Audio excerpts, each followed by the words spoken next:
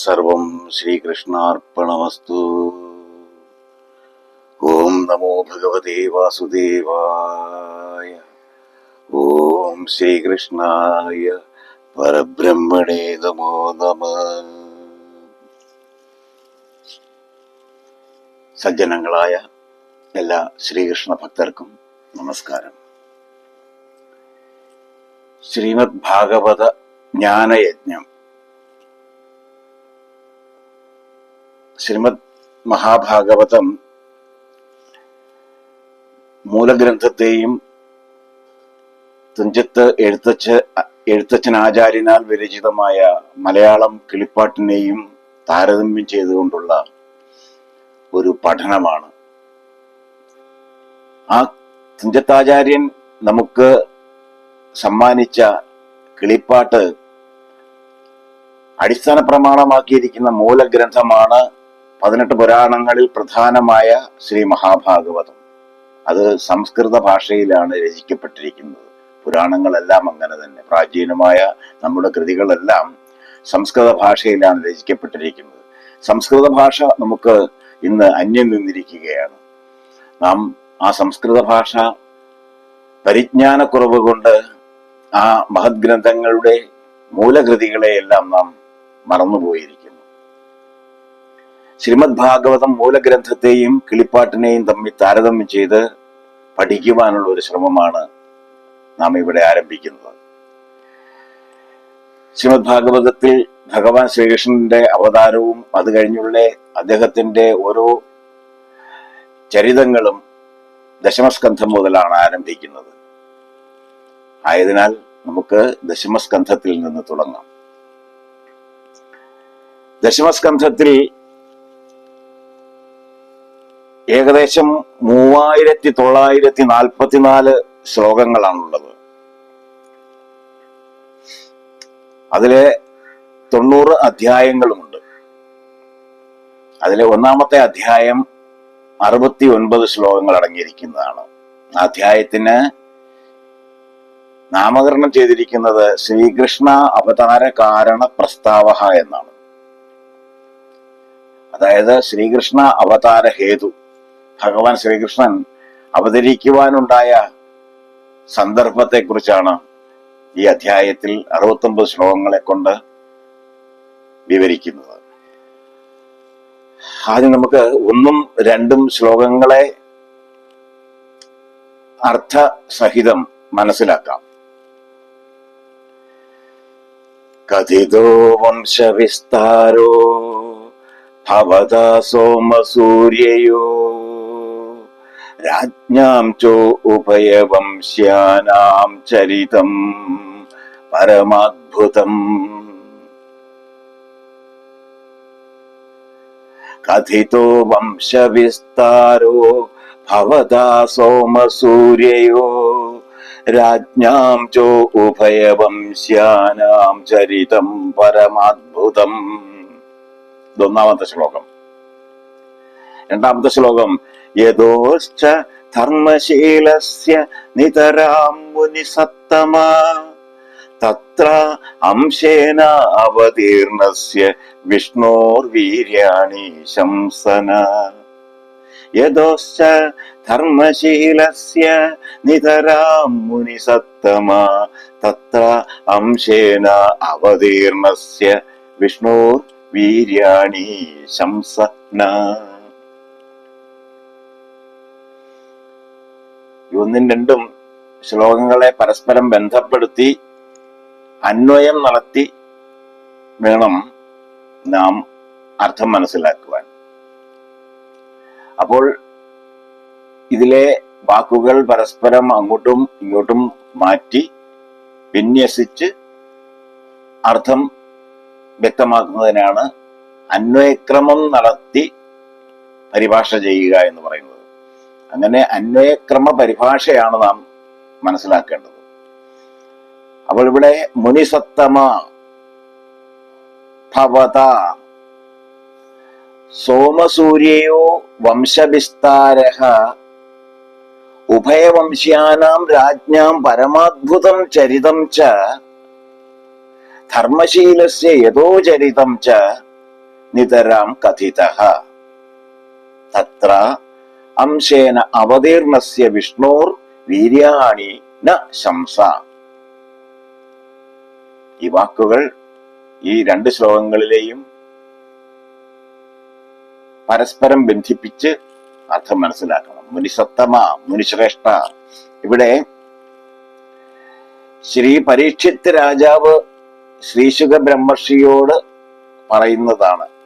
പരീക്ഷിത്ത് രാജാവിന് ബ്രാഹ്മണ ശാപം ഉണ്ടാകുകയും 7-ാം നാൾ തക്ഷക ദംശമേറ്റ് മരിക്കുകയും ചെയ്യും എന്നുള്ള ശാപത്തെ ഉൾക്കൊണ്ടുകൊണ്ട് പ്രായോപവേശം, മരണം വരെയുള്ള നിരാഹാരം, അനശനം ദീക്ഷിച്ചുകൊണ്ട് ഗംഗാതീരത്ത് മരണത്തെയും പ്രതീക്ഷിച്ച് പുണ്യപുരാണ കഥകളെല്ലാം കേട്ട് അങ്ങനെ ഇരിക്കവേ വേദവ്യാസപുത്രനായ ശ്രീശുക ബ്രഹ്മർഷി അവിടെ എത്തുകയും അദ്ദേഹത്തോട് ഭഗവത് കഥകളെല്ലാം പറഞ്ഞു തരൂ എന്ന് ആവശ്യപ്പെടുകയും ചെയ്യുന്ന പ്രകാരം അദ്ദേഹം ശ്രീ പരീക്ഷിത്ത് രാജാവിന് കഥകളെല്ലാം പറഞ്ഞു കൊടുക്കുന്നതായിട്ടാണ്, ആ രീതിയിലാണ് ഭാഗവതം വർണ്ണിച്ചിരിക്കുന്നത്. അവിടെ അപ്പോൾ സന്നിഹിതനായിരുന്ന ഉഗ്രശ്രവസ് എന്ന ഒരു സൂതൻ പിന്നീട് കലികാല ദോഷം അകറ്റുവാനായി ശൗനകൻ മുതലായ മാമുനിമാർ നൈമിഷം എന്ന സ്ഥലത്തെ വിഷ്ണുക്ഷേത്രത്തിൽ ഒത്തുകൂടി വളരെ ദീർഘകാലം കൊണ്ട് പരിസമാപ്തിയിൽ എത്തിക്കേണ്ടതായ ഒരു യാഗം നടത്തുകയും അവിടെ ഈ ഉഗ്രശ്രവസ് എത്തുകയും വേദവ്യാസമുനി പരീക്ഷിത്ത് രാജാവിനോട് പറഞ്ഞ ഈ പുരാണ കഥകളെല്ലാം ഹൃദിസ്ഥമാക്കിയ ആ സൂതൻ ശൗനക മുനിയുടെ അപേക്ഷ പ്രകാരം ആ കഥകൾ വീണ്ടും പറയുകയും ചെയ്യുന്നതായിട്ടാണ്, ആ രീതിയിലാണ് ഭാഗവത പുരാണം അവതരിപ്പിച്ചിരിക്കുന്നത്. അപ്പോൾ മുനിസത്തമ, മുനിശ്രേഷ്ഠ, ഭവത അങ്ങയാൽ സോമസൂര്യയോ ചന്ദ്രവംശത്തിന്റെയും സൂര്യവംശത്തിന്റെയും വംശവിസ്താരഹ പരമ്പരാക്രമവും ഉഭയവംശ്യാനാം ആ രണ്ട് രാജവംശത്തിലും പിറന്ന രാജ്ഞാം രാജാക്കന്മാരുടെ പരമാത്ഭുതം ചരിതം ച ഏറ്റവും ആശ്ചര്യകരമായ ചരിത്രവും ധർമ്മശീലസ്യ യദോ ചരിതം ച ധർമ്മശീലസ്യ ധർമ്മിഷ്ഠനായ യദുമഹാരാജാവിന്റെ ചരിതം ച ചരിത്രവും നിതരാം കഥിതഃ നിതരാം വിസ്തരിച്ച് കഥിതഃ പറയപ്പെട്ടിരിക്കുന്നു. തത്ര ആ യദുവംശത്തിൽ അംശേന അവതീർണസ്യ അംശേന എല്ലാ കലാ അംശങ്ങളോടും കൂടി അവതീർണസ്യ അവതരിച്ച വിഷ്ണോർ ശ്രീ മഹാവിഷ്ണുവിന്റെ വീര്യാണി പരാക്രമങ്ങളെ ന ഞങ്ങൾക്ക് ശംസ പറഞ്ഞു കേൾപ്പിച്ചാലും.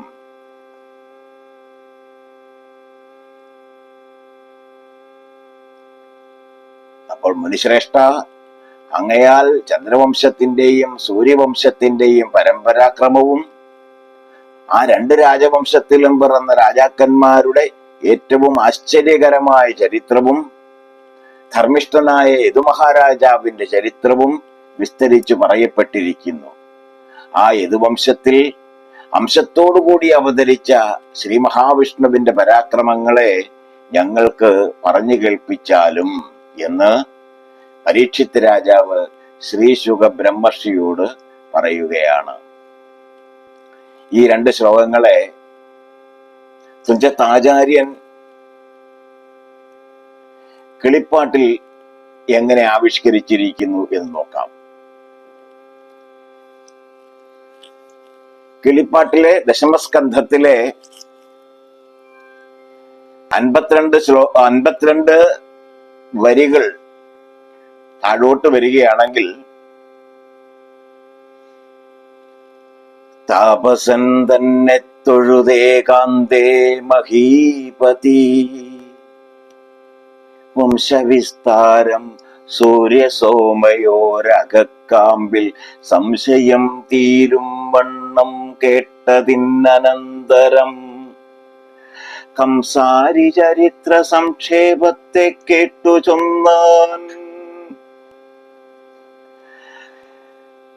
താപസൻ തന്നെ തൊഴുത്, താപസൻ ശ്രീശുക ബ്രഹ്മർഷി ആ ശ്രീശുക ബ്രഹ്മർഷിയെ തൊഴുതിട്ട് മഹീപതി പരീക്ഷിത് രാജാവ് വംശവിസ്താരം സൂര്യസോമയോരകക്കാമ്പിൽ സംശയം തീരും വണ്ണം കേട്ടു. അതിനന്തരം വംശവിസ്താരം സൂര്യസോമയോർ സൂര്യവംശത്തിന്റെയും സോമവംശം ചന്ദ്രവംശം, ഈ രണ്ടു വംശത്തിലെയും വംശവിസ്താരം രാജാക്കന്മാരെ കുറിച്ചും ആ വംശപരമ്പരയെ കുറിച്ചും ഒക്കെ കേട്ട് അതിനുശേഷം കംസാരി ചരിത്ര സംക്ഷേപത്തെ കേട്ടു ചൊന്നാൻ. കംസാരി ചരിത്ര സംക്ഷേപത്തെ അതിനെക്കുറിച്ച് ചോദിച്ചു. കംസന്റെ ശത്രു ഭഗവാൻ ശ്രീകൃഷ്ണൻ, ആ ഭഗവാൻ ശ്രീകൃഷ്ണന്റെ ചരിത്രത്തെ കുറിച്ച് ചോദിച്ചു. സംസാര വിനാശനമാക്കിയ കഥാമൃതം വിസ്തരിച്ചരുളിച്ചെയ്തിടേണം, എനിക്കുള്ളിൽ ചിത്തസന്ദേഹം തീർന്ന് മുക്തി വന്നിടും വണ്ണം.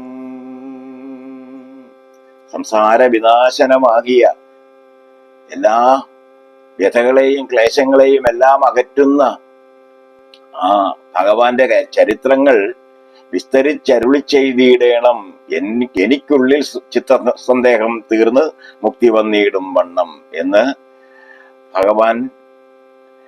ഭഗവാന്റെ ചരിത്രങ്ങളെ കുറിച്ച് അറിയുവാനായി ചോദിച്ചിരിക്കുകയാണ് പരീക്ഷിത് രാജാവ്. കിളിപ്പാട്ടിൽ ഇങ്ങനെയാണ് ഈ രണ്ട് ശ്ലോകങ്ങളെയും ഭഗവാൻ ഭാഷ്യകാരൻ തുഞ്ചത്താചാര്യൻ വളരെ ലളിതമായി നമുക്ക് പറഞ്ഞു തന്നിരിക്കുന്നത്.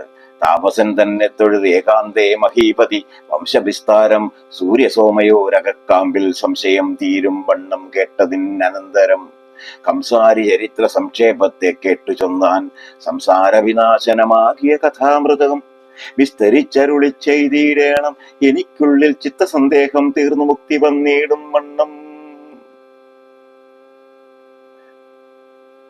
അതുതന്നെയാണ് മുനിശ്രേഷ്ഠ, അങ്ങയാൽ കഥിതോ വംശവിസ്താരോ ഭവതാ സോമസൂര്യോ രാജ്ഞാഞ്ചോ ഉഭയവംശ്യാനാം ചരിതം പരമാദ്ഭുതം യഥോശ്ച ധർമ്മശീലസ്യ നിതരാം മുനിസത്തമ തത്ര അംശേന അവതീർണസ്യ വിഷ്ണോർവീര്യാണി ശംസന. മുനിശ്രേഷ്ഠ, അങ്ങയാൽ ചന്ദ്രവംശത്തിന്റെയും സൂര്യവംശത്തിന്റെയും പരമ്പരാക്രമവും ആ രണ്ട് രാജവംശത്തിലും പിറന്ന രാജാക്കന്മാരുടെ ഏറ്റവും ആശ്ചര്യകരമായ ചരിത്രവും ധർമ്മിഷ്ഠനായ യദുമഹാരാജാവിന്റെ ചരിത്രവും വിസ്തരിച്ചു പറയപ്പെട്ടിരിക്കുന്നു. ഇത്രയും കാര്യങ്ങളാണ് വംശവിസ്താരോ സൂര്യസോമയോ എന്നുള്ള ആ ഒരു വരിയിൽ ഒതുക്കിയിരിക്കുന്നത്. അതേ വംശത്തിൽ യദുവംശത്തിൽ തന്നെ, ആ യദുമഹാരാജാവിന്റെ വംശത്തിൽ തന്നെ അംശത്തോടുകൂടി അവതരിച്ച ശ്രീ മഹാവിഷ്ണുവിന്റെ പരാക്രമങ്ങളെ ഞങ്ങൾക്ക് പറഞ്ഞു കേൾപ്പിച്ചാലും എന്ന് പറഞ്ഞിരിക്കുന്ന ഈ 1ഉം 2ഉം ശ്ലോകങ്ങളെ അർത്ഥസഹിതം നാം മനസ്സിലാക്കിയിരിക്കുന്നു. ആ 2 ശ്ലോകങ്ങളെ ഭാഷ്യകാരൻ തുഞ്ചത്താചാര്യൻ കിളിപ്പാട്ടിൽ വർണ്ണിച്ചിരിക്കുന്നതും മനോഹരമായി ആവിഷ്കരിച്ചിരിക്കുന്നതും നാം മനസ്സിലാക്കിയിരിക്കുന്നു. ഓം സർവം ശ്രീകൃഷ്ണാർപ്പണമസ്തു. ഭഗവാനേ കൃഷ്ണ. ശേഷം അടുത്ത ഭാഗത്തിൽ. നമസ്കാരം.